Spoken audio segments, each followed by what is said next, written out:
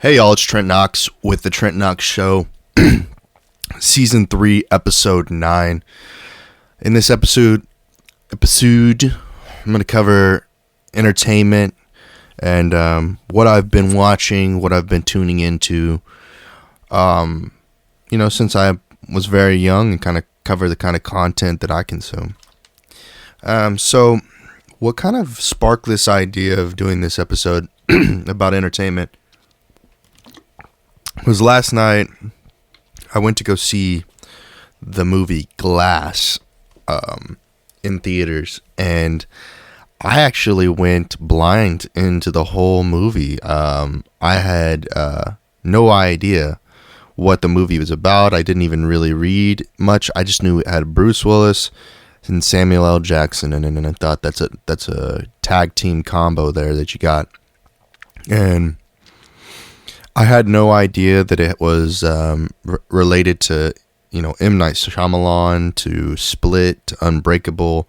I didn't know that it had any correlation with those films. But I was happy to find out that it did, because I saw Split and I thought it was an amazing movie back when it came out in theaters. But I couldn't believe how odd this movie was. It seemed to have no particular ending, no particular beginning. It was just kind of a stream of consciousness from the writers, M. Night Shyamalan and his crew, and it felt as if there was some open-ended possibilities, depending upon whether the funding gets, if the movie sells well, and if it does sell well, does that indicate that there's going to be a fourth film in this series of films, well, trilogy at this time, to continue this, free-form stream of consciousness that this trilogy of movies has. And I don't want to give too much away. It's kind of a fresh movie. It's still in theaters, but I highly recommend going to see it if you are a cinephile and you really like high-quality movies with a compelling storyline, yet you might get confused if you haven't seen Unbreakable and Split as far as what the context of the film is about. Anyway, so I gave it like a 7 out of 10, and it can be improved if they tie up the loose ends in regards to the film, because I don't want to give too much away, but there are some characters in the movie that are kind of it just really doesn't depict what's really going on in the movie. It's like this comes out of nowhere, and there was no kind of inciting incident or establishing point for these characters to make this change that they made, and in certain ways, the introduction of these characters' behavior, it's confused or clouded by the general understanding of the behavior that these characters that aren't the main characters are exhibiting. And so for me, in the inciting or the introduction of this behavior, I made an assumption from a scene that there was the context was in a different context, and then a lot of, I guess, I guess there was a purpose in doing that to confuse people before the true introduction of this particular thing. But anyway, so it's a good movie. It's confusing toward the third, the third half, or toward the 3/4 of the way through the movie. It becomes a little confusing, but good movie. And I highly recommend it. Another thing that I've been consuming a lot of is music, clearly, and right now, though, I'm not listening to any mainstream artists. I'm focused on local Austin hip-hop, particularly. I've just been listening to that and creating a playlist of local hip-hop artists in the Austin, Texas area, either, grew up in the Austin area or really have established themselves in the Austin area from Texas in some point. And then I've been doing, listening to podcasts such as the Joe Budden podcast, the Joe Rogan podcast, Gary V podcast. What else? The Tony Robbins podcast, and who else? Who else do I listen to every once in a while on the podcast? I've been listening to the King and the Sting podcast a little bit. Theo Vaughn's podcast. That's pretty much it as far as podcasts go. The most recent, I went back and I listened to the Gary V.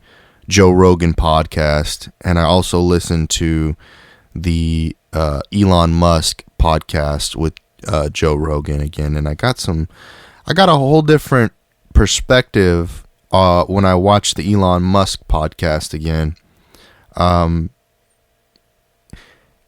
realized that some of the context of what he was saying, I was, completely tuning out or missing, or something was clouding my comprehension of this podcast between Elon Musk and Joe Rogan, because I didn't really realize that a lot of what they were talking about, while at like a 10% of the world, or maybe less, has any context for what they were talking about, a lot of it seemed like Joe Rogan was making it a joke, but you couldn't really tell what Elon Musk was particularly making a joke. But I felt as though after watching it a second, this is probably the third time I've watched it over,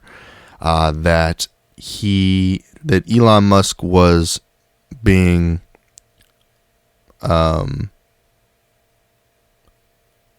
extra is the millennial way to say it, in regards to a lot of the social situations that is going on. And so as a result, there's just people make an assumption in regards to what Elon Musk was talking about, from AI to transportation and whatnot. I one of the things that I really wish that it wasn't a side subject was the advent of electric commercial airlines. And Elon Musk isn't particularly interested in moving forward with that. But I think that he says it's a long way out. Clearly, he's concerned about ground transportation and the logistics of having electric vehicles be the main mode of transportation for people in the world.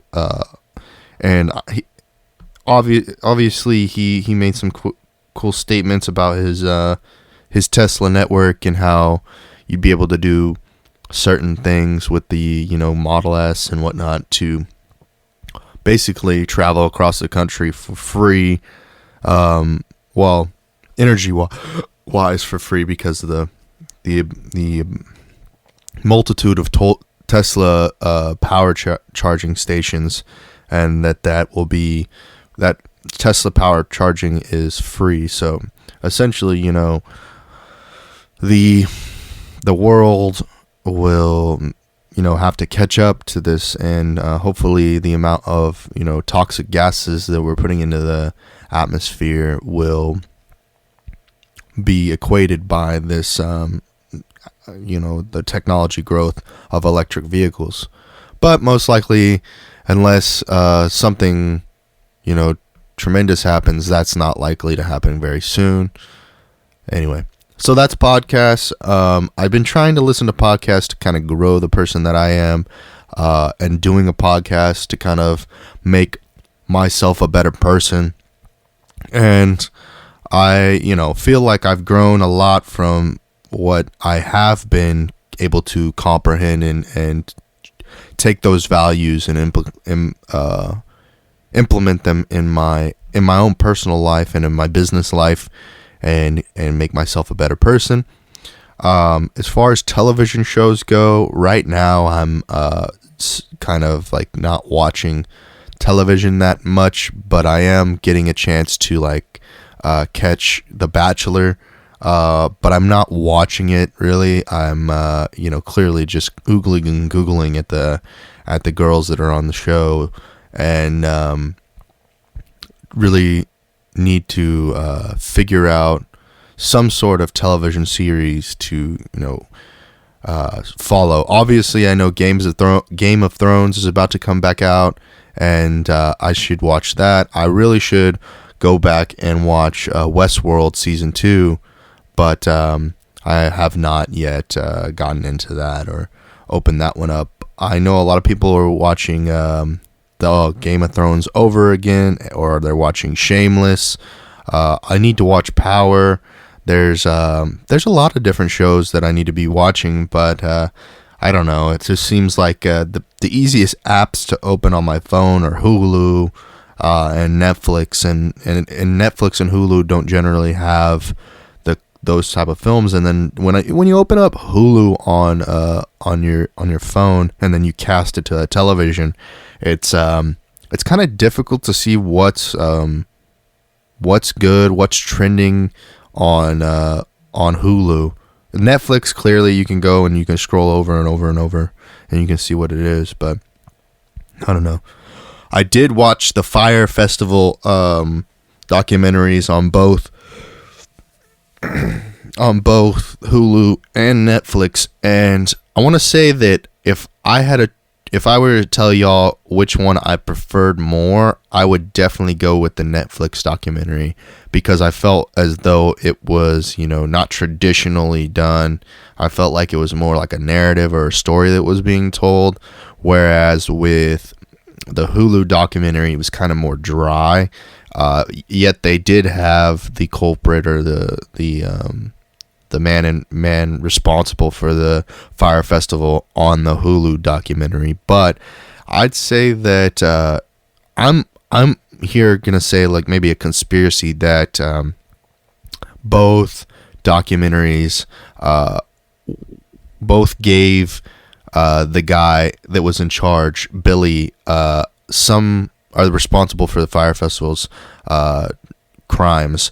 Both of them financially benefited him in some form or fashion. It seemed as though these documentaries were planned by him, and that he particularly was looking to any publicity is good publicity.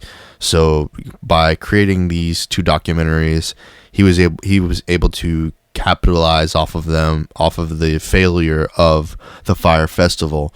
And I don't know, maybe that's a conspiracy, but it seemed as though everybody was in cahoots, and knew what the deal was, because at the end of the documentary on the Netflix special, it was very eerie, and it ended on a kind of sour taste in my mouth.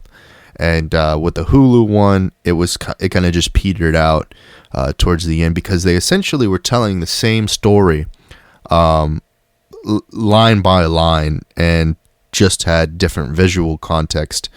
But I enjoyed both those documentaries. Sorry, the audio went out there for a second and I had to restart the recording. But I enjoyed both those documentaries, and I look forward to seeing what Netflix can bring to the table next, because I feel like there's not a lot going on in the social world, that political world and whatnot, that really captivates my attention like that particular documentary had. And it's really hard to get my attention as far as entertainment goes. I have been watching a lot of Twitch TV, and been looking at the Dota 2 stuff that's been going on. I've been focusing more on competitive esports over the course of the past 2 weeks, rather than this social media influencers that are building their platforms off of Twitch. Because I don't know, I'm still doing sponsorships and doing subscriptions to some of the personality streamers that are on Twitch TV. But I think I might pull back from helping out with that, because they aren't really doing anything new. They're not providing any new content or anything that really excites me right now. And then there's a lot of drama between people who are, they don't do that much. I mean, literally, a lot of these personality streamers are just scamming people for their donation dollars or their subscription to the platform, and not really providing back enough entertaining content for the money that they're investing in these streamers. And I don't know if it just really bothers me that there's not an elevation of the production value of these shows, such as the Raj Patel show on Twitch.tv, which is Raj Royale, Twitch Tinder, the reverse Twitch Tinder, the King of the Hill, Queen of the Hill shows that he puts on. It just seems like repurposed content every week, and I think that there should be some sort of person that he hires, or he should have a full production staff and then move into a studio or whatnot, because he's earning quite a bit of capital. He just doesn't have a show producer that knows how to Hollywood the show up and get it to a level in which it can actually produce at a high level. And that's one thing. And then with other streamers, when they're doing in real life content, when they're out recording themselves as they're living their daily lives, maybe going to go get something to eat or something like that, they're the outside of their stream setup that's in their house. That content hasn't yet elevated itself to a certain level that seems like it should be at. And a lot of the reasons why that is because there's some technological restrictions in the the gun run backpack, or the live stream live view backpack, or some of these technology that goes behind the being able to stream live while you're walking around outside. because it takes a lot of bandwidth. It takes a lot of cellular communications to reach the network, then stream to these websites. You have to have like basically the size of a laptop computer transponder in a backpack, and you have to have that attached to some form of an HDMI 1080p camera in order to live stream while you're out. And there's a lot of drama in between the people who are on YouTube and the people who are on Twitch, and their competitiveness as they grow in things. And there are certain streamers out there like Jake and Bake or something like that that does a lot of world content, goes around the world with his streaming stuff, and does a lot of outdoors streaming. And there's also like Ice Poseidon, of course. But anyway, getting back to what really kind of makes them common, but are alike in common. What they have in common between YouTube and Twitch personality streamers is they've been creating these rehashed content. So essentially, they go and they do a Reddit recap or like a website recap, and they just basically go over content that they've already created, and that to me just seems like it's not really providing anything that someone could come back to and really earn some sort of entertainment of great value off of it. It seems like low-hanging fruit. That's basically what I'm trying to say here. And in order for, I guess, maybe some of these people to be more entertained by their streams, they've got to come up with some show like Raj has done, maybe utilizing their influence to get other influencers to participate in like skits that are a show that's on live or something like that, because like from time to time Ice Poseidon gets that done, but it just seems as though like they're just not using their capital wisely. And we've been waiting for certain things to happen from a long point in time, and maybe it's because they don't have enough lawyers, or maybe they don't have an entertainment lawyer or some sort of ability to just get the show off the ground. He's been working on this streamer house for quite some time, and we haven't yet seen it in full effect, to the point at which it's on the CX network or whatever. And it just seems like we're just waiting all this time when shows like Big Brother and The Real World and The Bachelor, all these shows that are already live to tape, they get their seasons out so fast. They're definitely not making as much money or capital as the Ice Poseidon or a Raj Patel or some of these other streamers that are doing well in the personality streaming places are doing. But anyway, I haven't been consuming a lot of the personality streamers on Twitch or YouTube that much. When I go to YouTube, I kind of, I go to Adam22's podcast. Oh, I forgot that's one of the podcasts that I listen to. Adam22's podcast to kind of catch up on, who he's been interviewing, who may be like the next up in hip hop as far as SoundCloud is going. Sometimes I get the chance to tune into his listening sessions where he, allows people to donate and streams their music across YouTube. But I don't always get to listen to that. And but No Jumper, of course, I enjoy listening to that.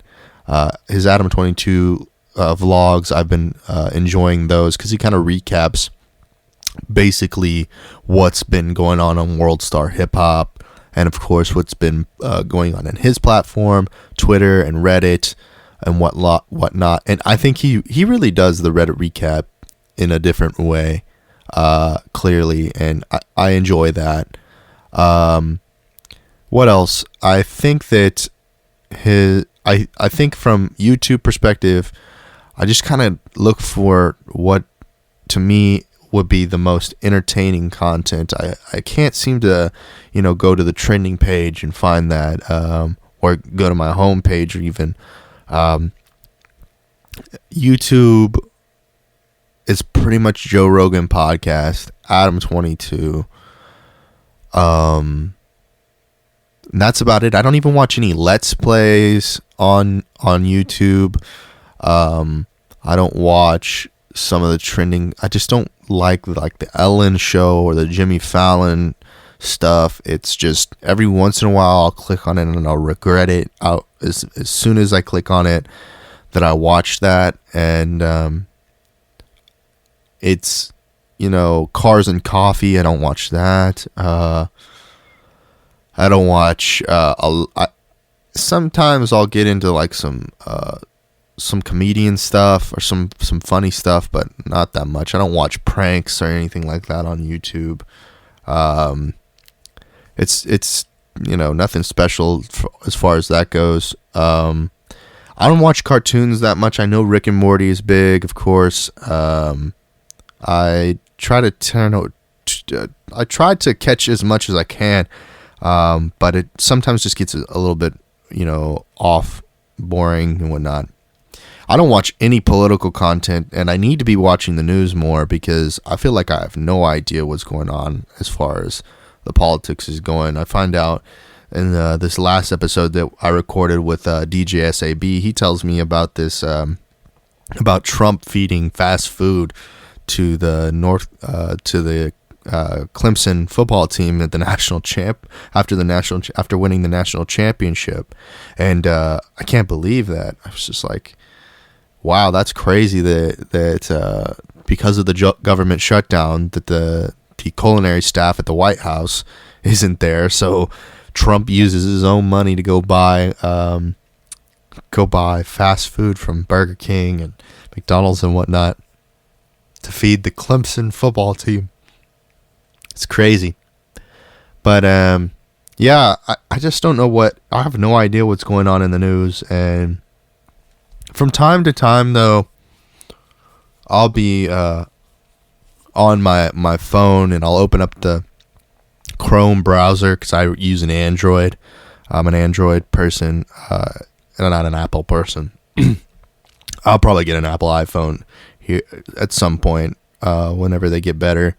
But I open up the Chrome and I see in the homepage there's it opens up this new tab, and it'll have different news articles every once in a while, and I'll click on one of them and I'll read maybe once in a while. But most of the time headlines don't really get me unless it's really something that I could really believe in, because a lot of times I see it and I'm like, I just think that this is some fake news or some false. There's no way that this is real or whatever, the thing that they want to promote towards me or push towards me.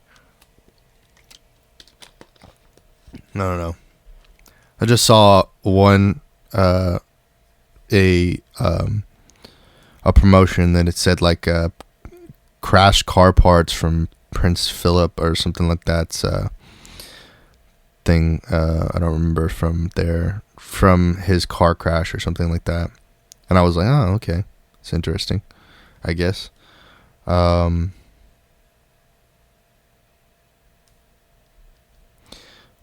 Speaking of which, I'm gonna look this up. Elon Musk, why I'm building the Starship out of stainless steel. Apple releases Mac OS 10.14.3, iOS 12, whatever the hell that is. Since Santana reveals she was... Whoa. That's crazy. Since Santana reveals she was raped, brings Joe Budden to tears. These are headlines. Elon Musk sent an email to employees at 1:20.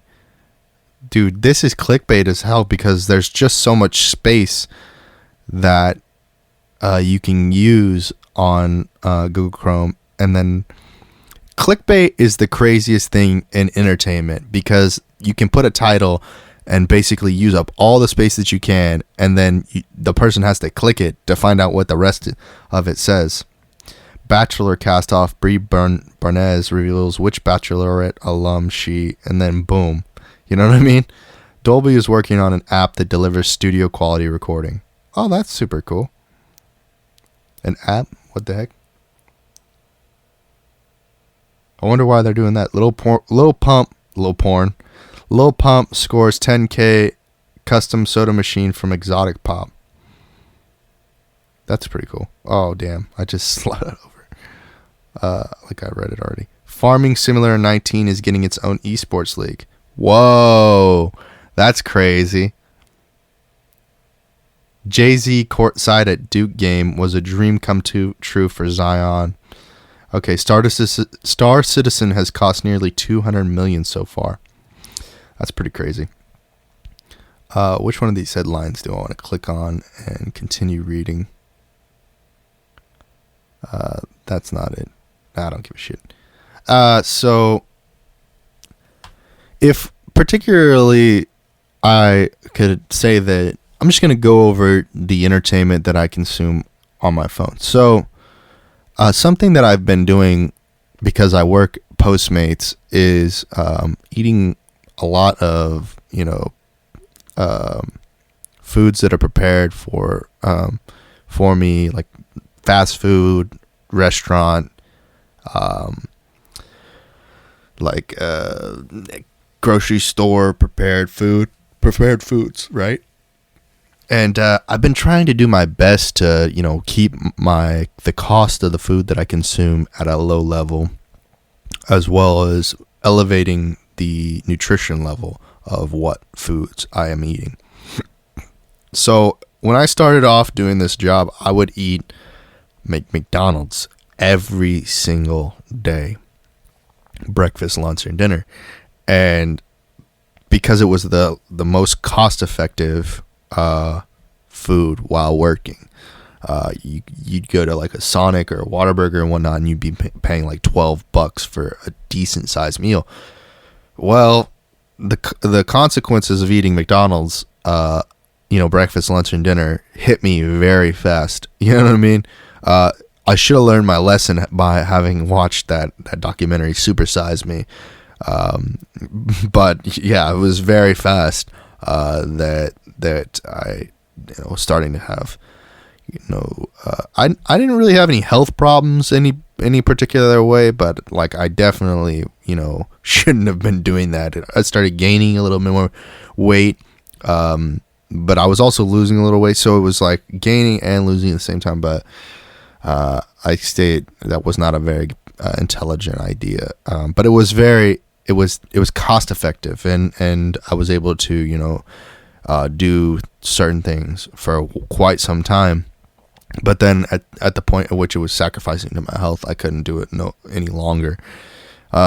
So I'm realizing now that I started off by thinking, okay, I'll go to the grocery store, and when I go to the grocery store, I'll get a prepared food, maybe a salad, a sandwich, something that I could eat. But then that was starting to cost, $10, $12, $13, $14, $15 each time I got something to eat.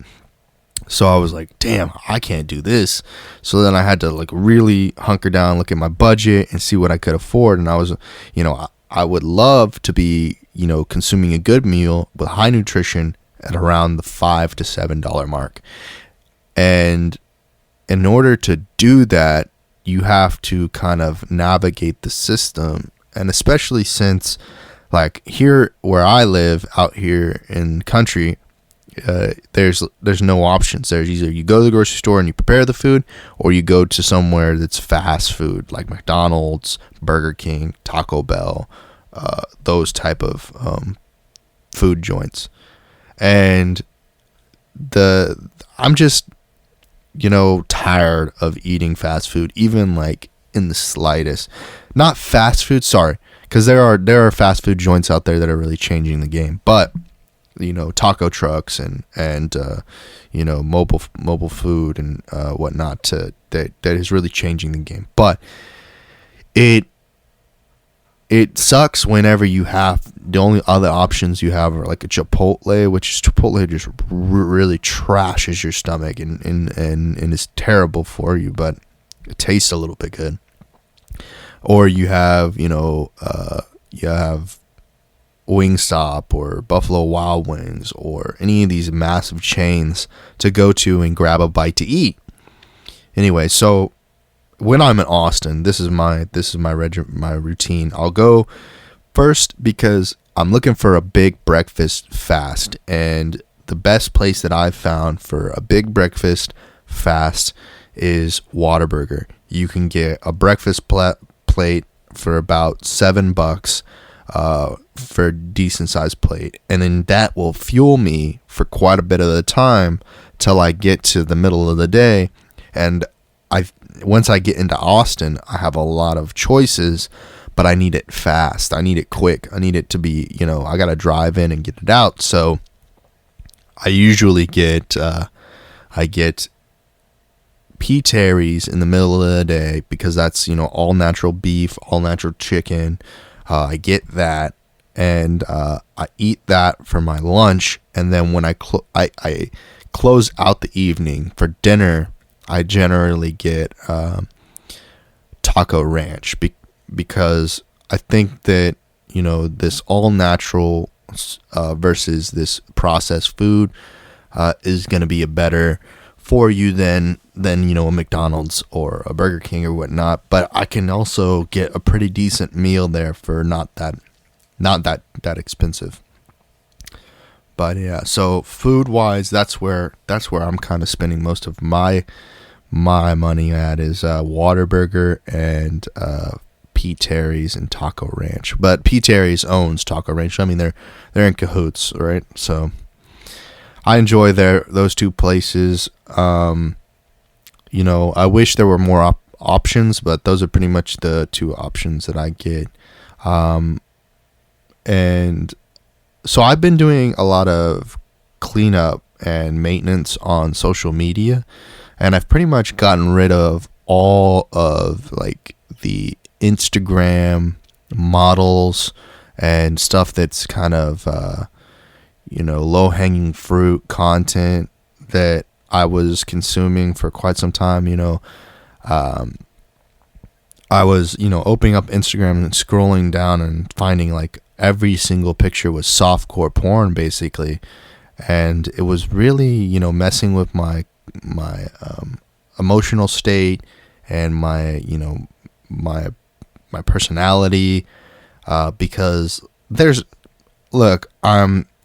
know what I am, and I'm like right now I'm overweight. I'm physically in terrible shape. It's very unlikely that I would ever have the opportunity to even conversate with a beautiful Instagram model, even if it was authentic. You know what I mean?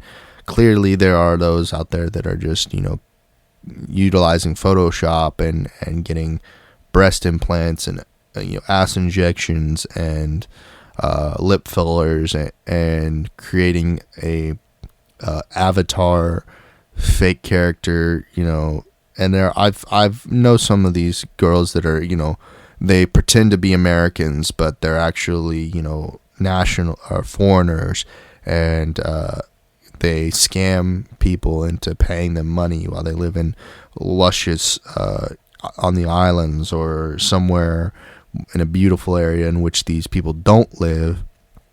And that has led me to not open my Snapchat in quite some time, because if I open up my Snapchat, all I see are teddy girls, vixen girls, Fancentro girls, all of these Snapchat girls, like women that solicit money from poor men or poor girls to see them have sex over social media or hardcore porn in some way on there. And then when I used to open up Twitter before I cleaned up all of that, it was all hardcore pornography, vote for me for this, or fall by my private Snapchat, and I was like, oh God, I gotta stop. I gotta stop seeing this because it's not my reality. I don't know any girls like that.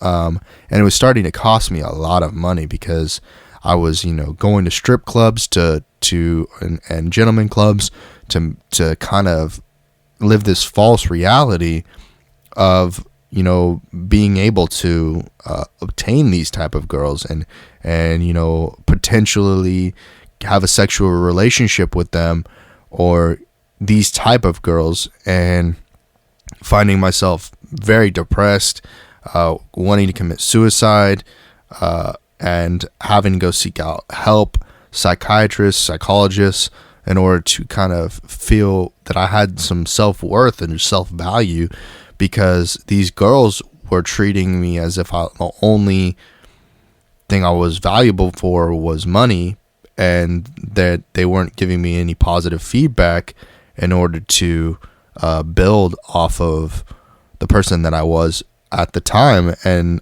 as a result, I just really needed to figure out how to be a better person from a world in which wasn't being positive toward me. So then, I got kind of, stopped using Snapchat and only using Snapchat for its filters that it has for geolocation and promotion, and then utilizing that photo application to go into Instagram and repost those photos for my business and my growth as far as things go. Because I'm not selling this sexual fantasy that these private Snapchat girls are selling. I'm providing the service of motivation and an insight into the way that I live my life. But I don't live my life at that level yet. I'm not Dan Bilzerian or Greg Lansky or Tony Tutini or Travis Bainon or any of these guys that always are flaunting around these beautiful supermodels and private Snapchat girls out in the world. I'm not Teddy's girls or Fan Centro or I'm not even Adam 22, who has a girl who does this, and this is his girlfriend, and then he also does it inadvertently with her. I'm not that guy either. So in order to going towards that, I had to focus on myself and try and build the person that I am. And it's like in order for people and in order for you to accomplish the lifestyle that people are selling you, you have to be selfish about your own life. So I'm looking at this stuff and thinking, I'll never be that person. And if I continue to behave in the way that I'm behaving, in which I'm just basically giving them the money that I'm earning and receiving nothing in return. So like, even I'd get scammed. So like, I would pay for, let's say, a lap dance, or I'd pay for let's say an online Snapchat, or say I pay for some time with a private model to do lap dances or something like that, and never receive the thing that I paid for, the service or the products that I paid for. Products being like videos or pictures or whatever from these online e-girls, because in reality they either didn't live in the area, that they took photos while they were in the area. I don't want to give any game on how this works that much, because I don't want people to repeat the scam. It's like you speak about the scam, and then people, it's like as if you're giving away the blueprint as how to scam. This is how to scam 101. You know what I mean? Or how to scam as a private Snapchat girl 101. And you know what? Maybe I'll come out with that YouTube video very soon, and I'll do a little slide show with how to open up an account, how to set up these certain things, and then I'll do a 102 and a 103 and a 104 just to get you guys out of your freshman. That's your freshman year of how to scam as a private Snapchat girl. Because that's definitely probably something that people would be interested in. Anyway, so I was getting scammed 35, 60, 50, 80, whatever dollars, and not receiving the services that they said they were going to provide. You know what I mean? One time certain thing, and then another. But so I get through that, and I was able to, like, I think New Year's Eve was the last day that I was like, I can't continue to do this, because the girls, they're not that invested. So like strippers, prostitutes, private Snapchat girls, Twitter girls, Instagram girls, they're not that invested in holding their clientele. You know what I mean? They're not looking for return clients, basically. So essentially they get the money from you, and then they want nothing to do with you ever again, whether you're a girl or a guy. Maybe if you're a girl, they think that there's a potential that they could utilize you as content, or if you're a guy that's if you're a certain type of guy, maybe they can utilize you as content on their private Snapchat, or their online web services, or on their live feed, such as their my free cams, or whatever they've got. However they're doing their hustle, however they're doing their grind, their scam. They get these individuals, but majority of these guys that they're guys and gals that they're leading on, they don't want them to ever be a return client. So because maybe for security reasons or whatever it may be, that they feel like that they need to cut the relationship off as a customer and business relationship. They cut it off after the first purchase, or whatever the service was or product that they got in the beginning. So these girls want to like sell you the private Snapchat, but then they have no expectation for you to return as a client. So they're not sending you anything like a letter or some sort of like a reminder to re-up. You know what I mean? These are not very good drug dealers. These are like literally, they're selling a fantasy life, but they're not making the return, building a system for creating a return client. So let's say like you want to have a private conversation with them, and you want to potentially create a long-term relationship in which there's financial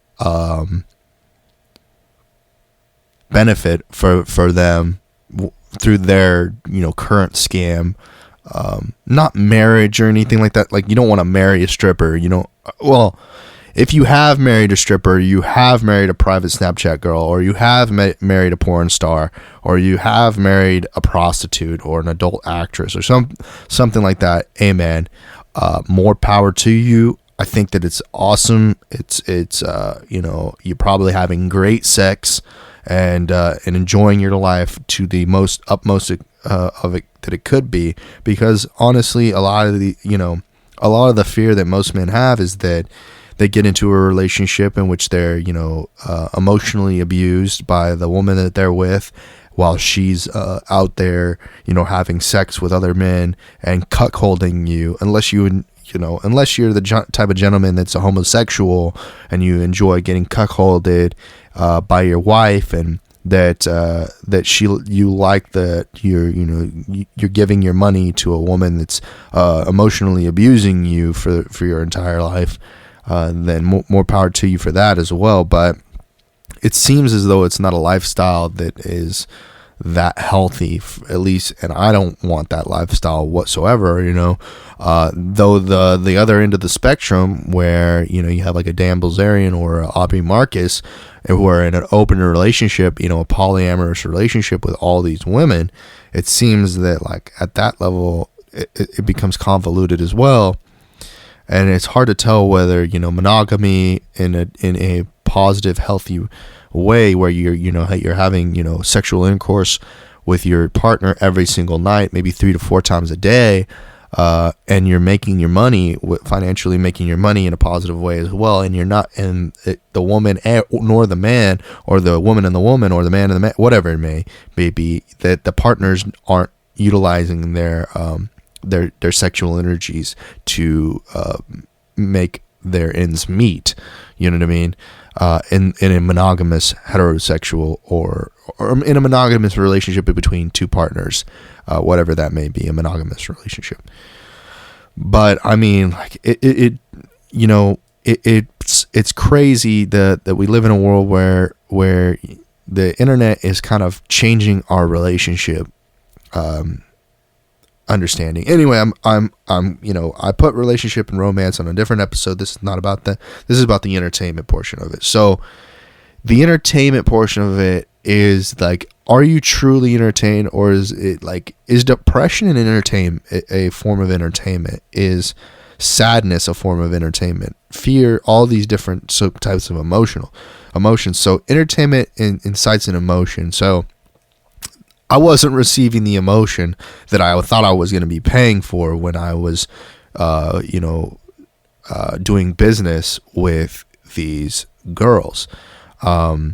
So like if I'm, as a human being, so it's not like I'm a platform to put these girls on, because they're looking at me like a fish in a crab in a bucket. You know what I mean? They're thinking that I'm, just another John, or just another trick to flip. You know what I mean? And while that being said, my initials are TRK, but that being said, Dan Bilzerian put out a statement that kind of, he should have prefaced that it needs to be the fact that you need to have a substantial income or some sort of financial stability to be getting tricked like that. You know what I mean? Into paying for pussy, or paying for dick, or paying for any type of sexual interaction with a prostitute, or a stripper, or an adult entertainer. You need to be financially able to support that without fucking yourself over and ending up homeless, or out of your main needs, your food, water, and shelter. And that there are so many men and women out there that are paying to live these fantasy lives and not able to withhold their needs, which is shelter, food, and water. And I was that type of person for quite some time, where I was spending my money and I wasn't getting back in return the product that I thought I was purchasing, the service that I thought I was purchasing, because I was looking for happiness. I was looking for, they say money can't buy you happiness, but if you have a lot of money, you can do a lot of things that can make you happy. So, but I think the thing that needs to be changed is that a lot of money can buy you happiness if you continue to spend it, and if you spend it in an intelligent way. So like with these girls, like whatnot, you gotta find the Walmart of pussy play or dick play or whatever it is that you're looking for, because you gotta find the lowest price with the highest value. So whenever you're looking at it like that, you begin to you get a better idea of what's going on in the game. So like if you want to get a lap dance, you got to get the $5 lap dance and then, you know, extend your money. So like if your budget, depending upon your budget for it, you got to kind of like work that around. And then once you get the money, the problem is that if you're financially intelligent, or you got a good head on your shoulders for this, then it becomes kind of difficult to figure out how you're gonna, you know, finesse the finessers. You know what I mean? Because when you're broke, they get all your money. They just, you know, take it. When you're rich, they know you're rich, and they don't fuck with you because they know that they can't extort you for that much money. They can't scam you out of that much money, because you know how to, you know their tricks. They know that, you know that what their trade is, you know, the tricks of the trade. So as a result, a lot of them are lazy. A lot of them are very lazy, and they don't perform at the, you know, their best of capabilities. And as a result, you know, they're you know, they give up on, you know, tricking or johnning you. But then they don't have a manager or like a pimp or something like that to, you know, whip them into shape to go harder and sell more, because to be honest, they have a number, and they're just going to hit that number so that they can get, you know, pay for their, you know, child care or whatever it may be that they're doing tricks or flipping tricks for. So like, especially, so I'm at, you know, the club on New Year's Eve, and I got like 7-8 girls that walk up to me and start talking to me, and I'm not that that interested in any of them. The first one was like, golly, Jesus, this girl needs Jesus, and I was like, I need Jesus in some form or fashion to get myself out of this. But I'm not trying to be rude or anything to these girls, because they're here trying to, you know, make their money, because maybe in their lives that, you know, they got high expenses and whatnot, and they're doing their best. I mean, maybe they're doing their best to provide me with the product and service that I'm looking for as a patron of this fine establishment. But you know, it's they don't always live up to the expectations that the client or the customer is looking for, because maybe they're looking for, you know, being taken back to the VIP, get a blow job, maybe have sex or hand job or something like that. But these girls aren't able to read these clients in the best way, because they're not, you know, this is in the Texas region for strip clubs and gentlemen's clubs, and they're not, you know, in the best of places, you know, like New York or Los Angeles, or, you know, all of these places outside of Las Vegas or Atlantic City, you know, where you get the or Atlanta, or like Florida or something, or Miami or whatever, where the strip clubs, you know, these girls are better at profiling their clients and figuring out their needs and working with their budgets. These girls don't know shit about a budget. They don't know shit about what the client's needs, or they're just there to say, throw that money, let me scoop that up for not doing nothing, and I'll, you know, utilize that money to pay for my, you know, child care or college or whatever it may be, because they don't, you know, they're not invested. They're not entertainers in the true sense of the word. They're scammers, you know. there's no better way to put it. So you have to find, you know, you gotta go through like 6 or 7 girls before you find one that, you know, like, okay, I'll be all right with this girl scamming me, because I know she's trying to scam me. But then, you know, there's the game of the game of the entertainer, the dancer, and then there's the game of the bartender, and then there's the game of the DJ, and they don't work in cahoots, so they work against each other. And then the girl that you were, you know, that was the potential, the one that may or may not have been the one that you would want to spend the rest of the night with in the gentleman club, is then dragged away, because you're doing business. You're trying to figure out, she's trying to sell you her product and her service, and she, you know, then is taken away because, you know, you're trying to figure out whether this product or service is set at the value that that is the current price, and see if it's worth your money or not. By the time that you decide whether it is or it isn't, she has to go and satisfy another customer, or satisfy the DJ, or satisfy the bartender, or satisfy somebody, because the game is the game, and it's all screwed up. It's just, and then you get this one girl that's, way out of your comfort or what you want, and then this girl is just like up in your face and trying to give you all of this bullshit, and then you kind of just like, you cope.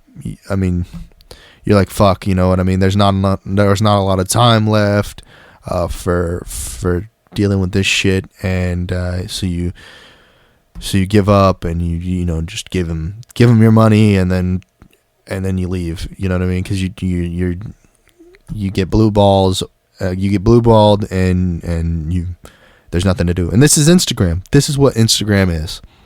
It's you don't ever. You're never satisfied, and Instagram is essentially a digital strip club for softcore porn artists. You know what I mean? It is what it is. And Snapchat is a real strip club, where online it's you don't even get. There's no satisfaction to what's going on there. It's you don't get a dance, nothing. It's just like it's just absurd. It's absurd what's going on out there as far as that goes. So Instagram is just a bunch of self-cover porn, essentially, and you just waste all your money on it. Facebook, let's get to Facebook.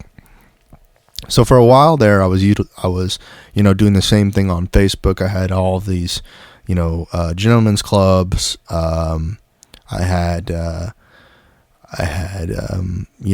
these, adult influencers that I was following their Facebook pages, and I was getting alerts from them, from cosplayers to adult dancers and whatnot. And I was like, damn, man, I got to get rid of this shit, because it was alerting me all the time to like, hey, there's this special here, there's this over here, there's, follow my cosplay page to see what's going on over here. And the cosplay girls are such a scam. It's just, they have built a system into the cosplay girls that is so ridiculous that, because there are, transsexuals and shit in the cosplay world, and cross-dressers, that, they've created a world in which there's like, they don't do anything other than post pictures of shit and then expect you to pay the price of getting some, a lap dance for a photo. And that's absurd. It's like, you are one girl, and why should I provide that to you when you're not giving me any intellectual property? You're not giving me any, physical interaction. They're like, what service are you providing me? What's up? How's it going? I'm going to do a shout out real quick to the Steve from Utah for tuning into the Twitch live stream. What the fuck did I just jump into? Assuming this makes sense in context. Yeah, so I see that, there are individuals that are jumping into the Twitch TV, twitch.tv/Trent Knox stream, and kind of just a little bit not paying attention to the title, or not understanding the context of this podcast, because I'm recording a podcast, and I'm gonna update the title next time so that I can so for the Twitch viewership they'll see that I'm in live recording. But anyway, so back to what I was talking about. So outside of that, the Facebook stuff, I had to get rid of getting all that low-hanging fruit content out of there, and starting to build my brand and whatnot. Another form of entertainment that I think I have been doing is going on Amazon and scrolling through window shopping, which is weird because window shopping these days is way different.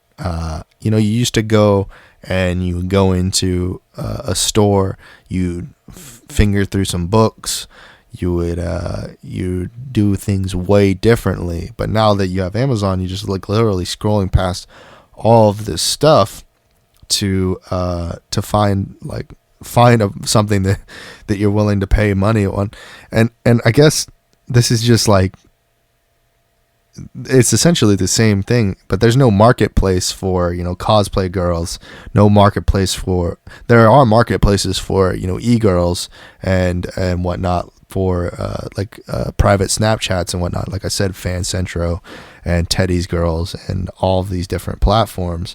But when you're looking through the marketplace on Amazon, at least you know what you're getting, because there's a lot of description and there's like some regulations and whatnot. For private Snapchat girls, there's not a whole lot of regulations as to what they can and can't do, or what there's no market caps or price evaluations for what they do. So it becomes very difficult for the average man to make a financially conscious decision as to what they should do with their budget as far as that goes, in entertainment.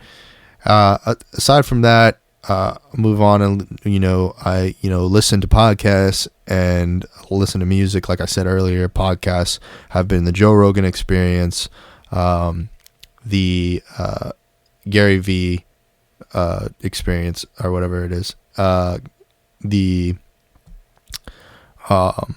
bit of the Aubrey Marcus podcast. Let's see, who am I forgetting here?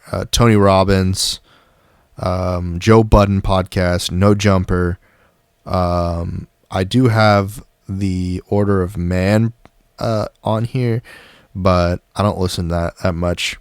And then I definitely listen to the Joe Budden podcast on Spotify.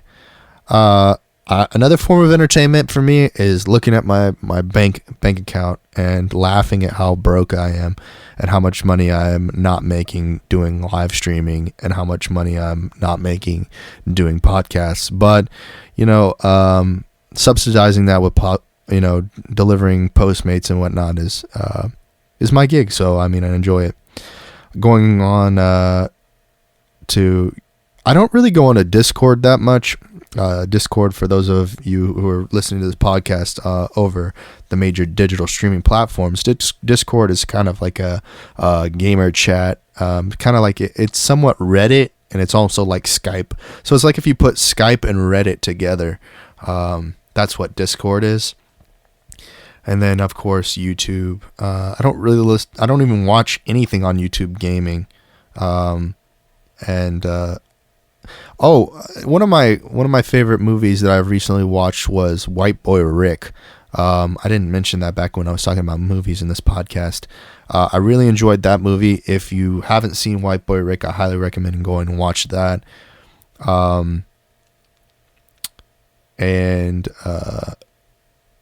That's pretty interesting there. And I